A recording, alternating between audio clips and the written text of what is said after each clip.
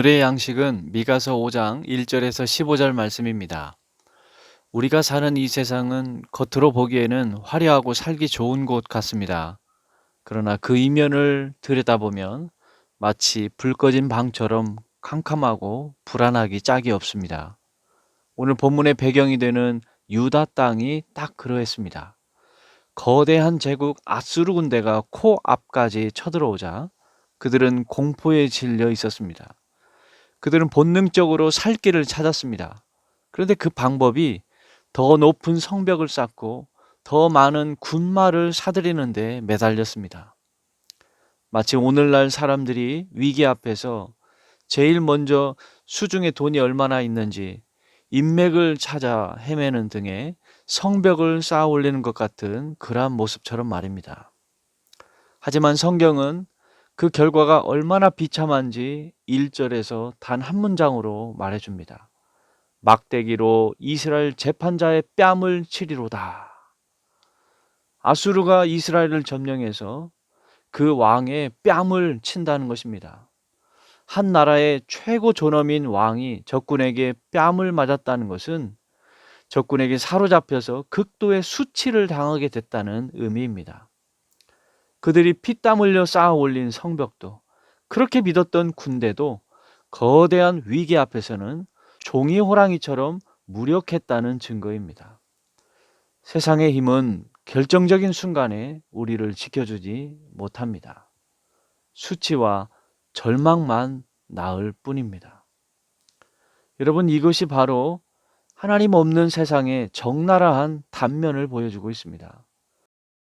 사실 우리 인생은 육체의 연약함 가운데서 늘 벼랑 끝에 서 있는 것 같습니다. 언제 죽을지, 언제 아플지, 언제 바닥날지, 언제 잃어버릴지, 언제 혼자 될지, 언제 어떻게 될지 모른다는 이 근원적인 공포가 우리를 끊임없이 세상의 것에 집착하고 움켜잡게 만들고 평안을 앗아갑니다. 이처럼 끝없이 세상의 것에 집착하고 참 평화가 없는 우리에게 하나님은 환경에 흔들리지 않는 진짜 평화를 약속하십니다. 그런데 정말로 감사하게도 이 참 평화, 참 평화는 내 힘으로, 내 노력으로 취하는 것이 아니라는 것입니다. 오로지 하나님이 주시는 선물이라는 것입니다. 바로 하나님이 나의 목자가 되어 주실 때만 시작되는 선물입니다. 오늘 말씀이 바로 실패하고 무너진 유다 백성들에게, 그리고 오늘을 사는 우리에게 진짜 참 평화의 선물이 어디서부터 오는지를 보여주고 있습니다. 하나님은 화려한 예루살렘이 아니라 작고 초라한 베들레헴을 주목해 보여주십니다. 사람들의 시선은 온통 강한 군대, 높은 성, 화려한 예루살렘 궁전을 바라보았습니다. 그러나 하나님은 지도상에서 잘 보이지도 않는 작은 마을 베들레헴 에브라다에서 너희를 다스릴 진짜 왕이 나올 것이다 라고 선포하십니다. 본문 2절에 보면 베들레헴 에브라다야, 너는 유다 족속 중에 작을지라도 이스라엘 다스릴 자가 내게서 내게로 나올 것이다 라고 말씀하십니다. 이것이 무슨 뜻이겠습니까? 진짜 평화는 세상이 자랑하는 힘과 크기에서 나오는 것이 아니라는 선언입니다. 이 말씀대로 참 평화의 왕으로 오신 예수님께서는 화려한 예루살렘 궁전에서 태어나신 것이 아니라 초라한 베들레헴의 구유에 누이셨습니다. 태초부터 계신 영원한 왕이 가장 낮은 자리로 오신 것입니다. 세상의 병거가 줄 수 없었던 그 평안을 가장 낮은 곳에 오신 예수님께서 가장 낮은 십자가를 통해 가장 낮은 곳에 있는 우리에게 선물로 전해주셨습니다. 그렇다면 세상의 헛된 성벽이나 군마보다 무엇보다도 베들레헴의 예수님을 마음에 모신 사람은 어떻게 달라집니까?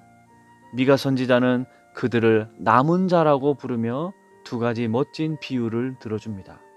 먼저 7절을 보면 그들은 여호와께로부터 내리는 이슬 같다라고 합니다. 이슬과 단비는 사람이 만드는 것이 아니라 오직 하늘에서 내려주는 선물입니다. 진짜 평화를 얻은 성도는 세상의 것에 목매이지 않고 오히려 하나님을 의존하며 메마른 세상에 생기를 주는 축복의 통로가 된다는 뜻입니다. 또한 8절에 숲을 짐승 중에 젊은 사자 같다라고 합니다. 이 평화를 얻은 사람, 누리는 사람은 숲을 짐승 중에 젊은 사자와 같다는 것입니다. 세상 위기 앞에서 비굴하거나 쫄거나 도망가는 패배자와 같은 모습이 아니라 하나님이 주신 담대함으로 악한 세력을 밟고 일어서는 당당한 승리자로 살아가게 된다는 뜻입니다. 사랑하는 성도 여러분, 이 예언의 말씀대로 베들레헴에 참 평화의 왕으로 예수님이 오셨습니다. 우리 안에 진정한 평화를 주시기 위해 오셨습니다. 그 예수님께서는 세상의 힘이 아니라 십자가에서 뺨을 맞고 죽으심으로써 우리의 죄의 문제를 해결해 주시고 하나님과의 관계를 회복시켜 주심으로써 진정한 평화를 주셨습니다. 아직은 우리 인생이 육체의 연약함 가운데서 늘 벼랑 끝에 서 있는 것처럼 언제 어떻게 될지 모른다는 이 근원적인 공포 가운데 우리가 염려하고 불안해하며 살아갈 수 있습니다. 그러면서 세상의 것에 집착하게 만들고 평안을 앗아가려고 하지만 우리에게는 참 평화의 왕이신, 참 평화의 주인이 되시는, 평화를 주시는 평화이신 예수님이 계십니다. 내가 세상을 이겼노라 라고 말씀하셨습니다. 그러니 담대하라고 하셨습니다. 우리는 이 세상에 이슬과 젊은 사자와 같이 살아가는 자들이 되었습니다. 인생의 그 어떤 풍랑 가운데서도 늘 우리의 주님이 선장으로 계시면서 예수님 덕분에 하나님이 주시는 은혜의 평강을 누리면서 살아가게 해 주실 것입니다. 그러므로 이 시간 바라옵기는 오늘 또 우리 예수님을 의지하며 참 평안을 누리면서 세상에 생명을 주는 담비로 세상을 이기는 젊은 사자로 살아가시는 저와 여러분이 되시기를 주의 이름으로 축원합니다. 아멘. 하나님 아버지, 은혜를 감사합니다. 죄악으로 인해 늘 벼랑 끝에 서 있는 것처럼 불안해하고 염려하면서 먹고 사는 문제에 급급하고 세상의 것에 집착하며 살아가던 저희에게 참 평화의 왕이신 아드님 예수님을 보내주셔서 감사합니다. 이 기쁜 성탄에 저희에게 생명을 주시고 세상이 줄 수 없는 평화를 주신 하나님께 감사하면서 세상을 이기시고 죄악을 이기신 그 승리를 우리의 삶 가운데서도 누리게 해주실 것을 믿고 기대하며 살아가는 저희들이 되게 하여 주시옵소서.